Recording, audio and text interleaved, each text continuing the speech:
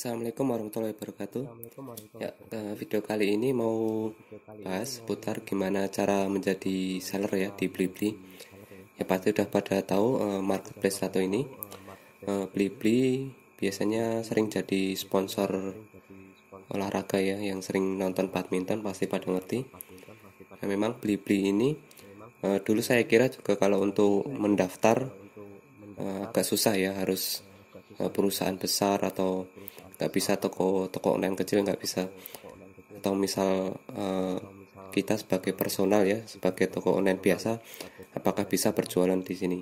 Ya ternyata gampang ya. Semua bisa jualan di sini karena di Blibli memang agak berbeda perlakuannya dengan Bukalapak atau Tokopedia yang mereka sistemnya C2C ya, jadi customer to customer. Nah, beda dengan Blibli. Kalau Blibli ini lebih ke bisnis ya, B2B, jadi bisnis to bisnis. Jadi ini jualannya lebih serius ya, lebih serius artinya juga lebih ribet. Tapi selama berjualan di sini lebih nyaman ya, karena kita jualan lebih mahal, nggak perlu jatuh-jatuhan harga pun bisa laku ya, nggak perlu dipromo juga bisa berlaku. Dan makin susah untuk berjualan di sini, maka pesaingnya juga nggak terlalu banyak. Jadi buat Anda pemilik brand atau yang jualan reseller, lebih enak kalau jualan di sini untuk harga yang tinggi ya. Walaupun nanti akan dikenakan biaya komisi. Nah, Blibli sekarang peringkatnya udah nomor 5 ya, nomor 5 ini menurut iPress. Dia di bawahnya Lazada, jadi ya cukup pasar yang cukup gede untuk buat jualan. Oke, langsung saja saat ini ya, gimana cara mendaftarnya? Oke, langsung aja ke situsnya Blibli, terus kita klik jual di Blibli, dia ada di atas ini. Ya, untuk jadi seller kita klik daftar sekarang.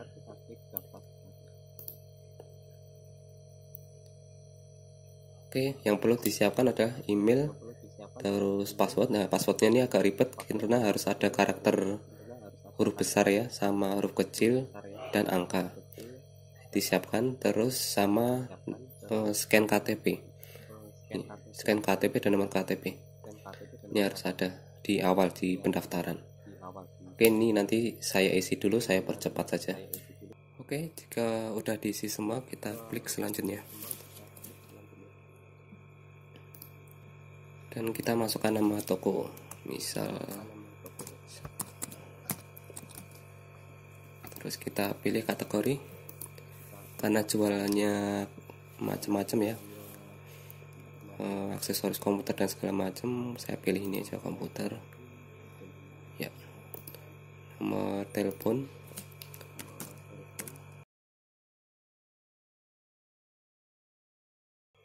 ya pilih lokasi sesuai tempat tinggal ya. Ini untuk perhitungan ongkirnya nanti.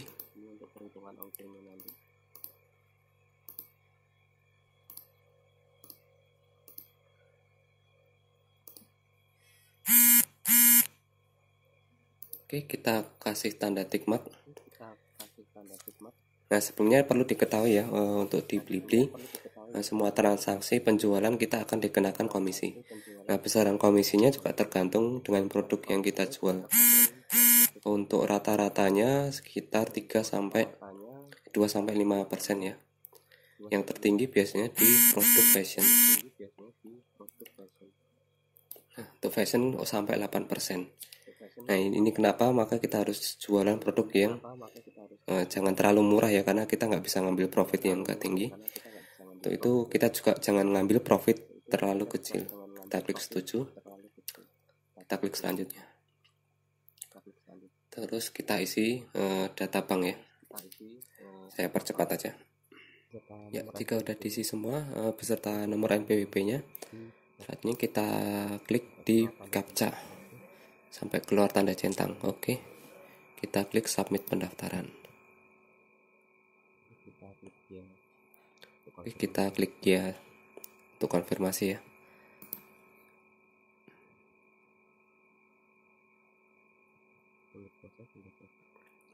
Tunggu proses hingga selesai.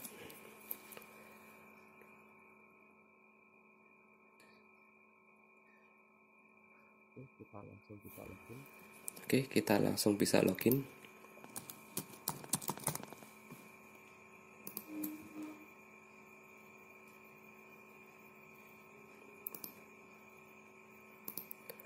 Oke, inilah tampilan dashboard Blibli merchant kita ya. Jadi kalau sudah selesai daftar nanti akan seperti ini. Selanjutnya kita nanti tinggal tunggu proses pengajuan, nanti akan disetujui atau enggaknya.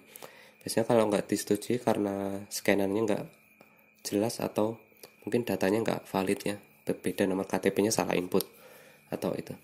Ya mudah seperti itu. Rata-rata 2-3 hari bisa langsung di approve dan kita bisa langsung upload produk. Untuk tampilannya ini hampir sama seperti di Lazada ya. Tampilannya sama, dia di menu-menunya di atas seperti ini, drop down. Nah, di bagian sini saya jelaskan satu-satu ya. Nah, ini tampilan untuk jika ada proses pesanan baru bisa dikirim, statusnya ada di sini. Terus ini mengenai stok produk, terus ini grafik penjualan ya. Dan ini info-info terbaru. Ya, seperti itu. Nah, yang perlu diperhatikan adalah di Blibli komisinya perlu diperhatikan. Jadi sebelum kita jualan di sini kita perhatikan komisi yang dikenakan ke produk kita. Misal kita jualan produk fashion, ini komisinya cukup besar ya, antara 25-30%. Nanti saya tunjukkan produk yang sudah terjual komisinya berapa. Jadi usahakan untuk mengambil margin profit di atas 50%. Ya karena 25%-nya aja udah digunakan untuk membayar komisi. Nah, tapi untuk per Desember ini lumayan ya, dia komisinya dipangkas. Dia lebih murah, sekarang bisa sampai 8%.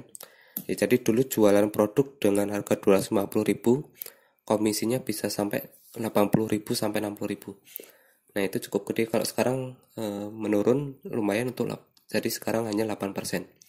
Jadi nanti sebelum berjualan pastikan diperhatikan dulu mengenai daftar komisinya ini. Nanti untuk link ini saya cantumkan di deskripsi buat dibaca-baca. Dan selanjutnya kita ada sistem kontrak. Nah, kontraknya ini seperti apa? Jadi nanti kita harus ada saldo mengendap sebanyak 500.000 ini ya. Yang 500.000 ini nanti dibayarkan setelah ada penjualan. Jadi untuk penjualan awal kita, misal kita produk kita seharga 100.000 ya. Jadi selama produk kita terjual 5 kali dan terkumpul sejumlah 500, itu dananya tidak bisa diambil. Jadi harus diendapkan di situ sebagai nilai kontraknya. Nanti setelah ada orderan ke-6 baru bisa kita cairkan uang yang hasil penjualan kita. Yang tidak bisa diambil ada senilai ini. Dan uang ini kembali jika kita sudah tidak berjualan. Misal kita putus kontrak atau sudah tidak berjualan lagi di Blibli. Ya seperti itu. Jadi butuh modal awal ya. Jadi kita harus nyiapin dana nganggur sebenarnya 500.000 itu. Dan perlu diperhatikan lagi antara Blibli ini dengan marketplace lain. Jika marketplace lain seperti Tokopedia atau Bukalapak, jika menolak pesanan kita hanya mendapatkan rating negatif ya. Kalau di sini beda, kita kena penalti dengan potongan jumlah dana ini. Jadi misal di penjualan pertama kita menolak pesanan, nanti uang deposit itu akan berkurang sebanyak ini. Dan selanjutnya kalau kita menolak pesanan, kalau untuk dulu satu penolakan itu senilai 100.000, tapi sekarang hanya senilai 25.000, 25 ya. Tergantung dari kesalahan yang kita buat.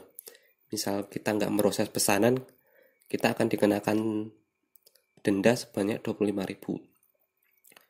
Dan misal untuk produk makanan ya, ini bahaya sekali.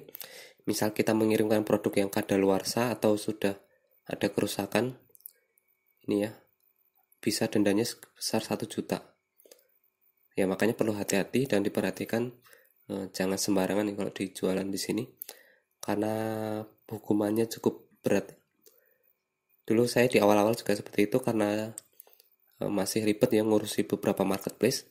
Pernah terlewat di Blibli itu ada order sebanyak 2-3 orderan lewat, ya otomatis dendanya kalau dulu 100.000, tapi sekarang berkurang jadi 25.000. Yaitu tadi selanjutnya nanti untuk proses upload saya bikinkan video baru lagi jika nanti dibutuhkan. Untuk previewnya seperti ini aja.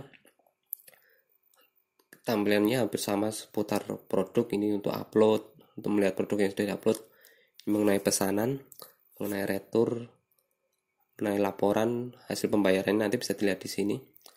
Dan ini pembayarannya 3 hari setelah paket diterima, biasanya langsung cair. Oke, selanjutnya saya jelaskan nanti komisinya seperti apa, pemotongannya. Lihat di layar berikutnya.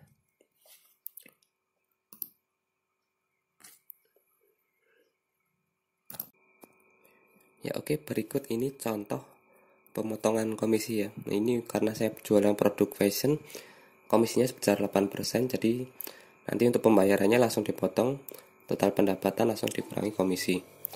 Dan ini contoh jika kita melakukan penolakan ya, kena penalti. Ini ada denda 100.000. Kalau dulu ya, kalau sekarang hanya 25.000. Ini dulu juga pernah ada 2 orderan terlewat, dendanya 200.000. Ya. Nah dulu komisinya juga cukup ngeri ya. Ini komisinya sampai 100 ribuan lebih. Karena nilainya seperti itu ya, seperti komisinya tinggi, jadi kalau ngambil profit jangan terlalu mepet. Oke, itu tadi ya hal-hal yang perlu diperhatikan untuk di Blibli. Ya memang agak rumit, tapi di sini kita tersegmen ya, dapat customer dengan daya belinya tinggi, jadi kita bisa target ke segmen menengah ke atas ya, karena pelayanannya di Blibli memang prima. Dia memilih sellernya nggak sembarangan karena aturannya sangat ketat. Oke, sekian tadi ya preview seputar cara berjualan di Blibli. Ya silahkan bagi yang mau mencoba di sini. Semoga bermanfaat. Assalamualaikum warahmatullahi wabarakatuh.